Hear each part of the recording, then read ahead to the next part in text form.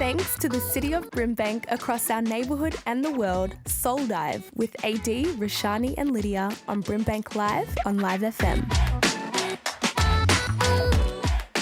Welcome back to Soul Dive on BRIMBANK Live's Live FM, where your girls AD, Roshani and Lydia. And right before the break, we spoke to the awesome Usman Mani about his Muslim faith and how he navigates the world. Now we have Shakera Hartnett, our Indigenous sister, who has found her calling, I'm going to call it in the woo-woo world. And you can explain to us what that is. Welcome, and thank you so much for being here. Gay Warriors, I'm Shakera, owner, nurturer of Dream Art and co-founder of Black Table Talk with my girls Kaya Abawaji and Rodaway Hick. I'm proud Gumbanga, Wongamara, Wanarua and Yuan matriarch of this great motherland. I'm currently surviving on Bunurong and Wurundjeri country in Victoria. So I'd like to pay my respects to all them ancient ancestors that used to walk this earth before us, including yours, my sister. Thank you so much. Thank you so much for being here and for welcoming us like that.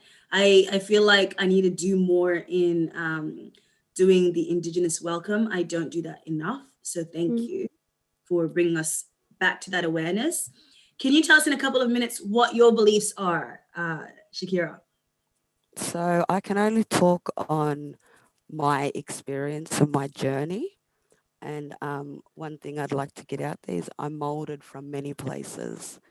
And the first place that's molded me is a small town called Barraville on the mid-north coast of New South Wales.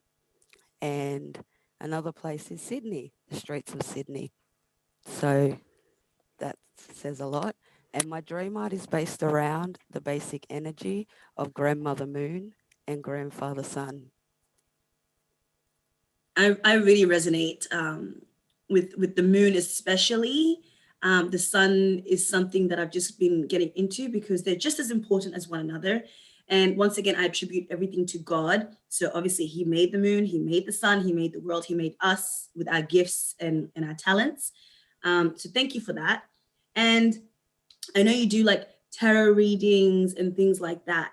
And a lot of mainstream spiritualists like Christians and Muslims believe that looking into the future in any kind of capacity is the work of darkness. What do you have to say to that? Well, like I said, I can only talk on my experiences, and my experiences come from, I always turn to my dreaming stories and my journey, my experiences, and I always talk with my ancient ones and my ancestors, and that always turns me back to the cycle of the solar system. Can you tell us how you got into that? I mean, obviously, we are born pretty free and completely blank slates, and then the world just starts showing us things, bringing us down different paths. Who got you into your path of spirituality, or what got you into your path of spirituality? Is there any kind of pinnacle moment that changed everything for you, or have you always just kind of grown up with that spirituality? Yeah, it's something that it's been embedded into me since I was a child. So it's sort of been a natural part of my journey, and one of my biggest challenges actually trying to learn to live in two different worlds. So yeah, what tarot's done for me is taught me how to understand these energies. So every card within the tarot deck actually holds every energy that lies on this earth. I love me some tarot. I mean, I think my mom and dad would scold me if they knew how many times I've been to like a reader. When I went to New Orleans, because they are big on that kind of stuff, I went and saw someone. Before I even went to America, I went and saw someone. I've seen you before. And I realized you can do anything in this world and believe in anything in this world, so long as it's led with love and with goodness. And last night I was saying that I watched the Da Vinci Code, and I was listening to someone else saying that we all have the demon and an angel on our shoulder, telling us to do things and pulling us in different directions all of the time. And for a long time, I thought if you have any kind of darkness, if you give into anything like that, then you're a completely bad person, or you're consumed by that and you're only led by that. But I realized every day is a new opportunity to get up, to do something different. Whether listening to tarot or looking at tarot brings your energy up, then why not? If it's reading the Bible that brings your energy up, then why not? If it's listening to frequencies and affirmations, then why not? So long as your vibrations are rising, then we're all doing the right thing. What do you think about that? Exactly. So my dream art values are acknowledge, accept, and ascend. One of my main things that's led me on my journey is me challenging my fears to channel my source of love. And I believe, yeah. So love and happiness are the highest vibrations, and all of the dark entities are constantly trying to put fear and sadness and doubt into our brains so that we can continue staying in that low frequency, low vibration, low energy.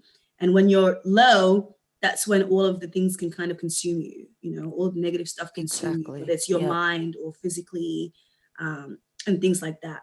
So you're listening to Soul Dive on Brimbank Live's Live FM with AD, Roshani, and Lydia, and we are talking to the wonderful Shakera Hartnett about her sense in spirituality. So how do you think your spirituality affects the way you interact with other people who may or may not believe in the same thing? I try not judge. Like, there's a lot out there in the world. There's a lot of information out there. So like I said, I try and turn back to my dreaming stories and trying to understand the basic energy of Grandmother Moon and Grandfather Sun, which when we think about it, they, play a big role in us, and it all comes down to the love and the fear. Awesome. That's beautiful. Yeah, honestly. Yeah. And have you ever had kind of people negatively come at you? And how did you respond to that? Always. Obviously, tarot isn't something a part of my culture. I grew up on a mission. So I grew up with my biggest challenge was culture, religion, and spirituality, and how they all coexisted on this earth, really. And they all live as one, really. Like you said, it all comes down to the perspectives in this world. So I try and just go back to my ancestors. Yeah, and I think you grew up in a Christian kind of mission and then had to kind of find your way from that. So I think it would have been so difficult. Roshani, go for it. Yeah, I just wanted to ask, I mean, navigating those different, I guess, beliefs, as AD said, you grew up in a Christian household. How was that for you growing up? It was confusing. It was very, very, very confusing. So I went to church, I went to a Catholic school, but my grandmother also made sure I got up and said, "Good morning, Grandfather Sun," and "Good night, Grandmother Moon." So that was a huge process from my childhood that I had to wrap my head around on the get-go.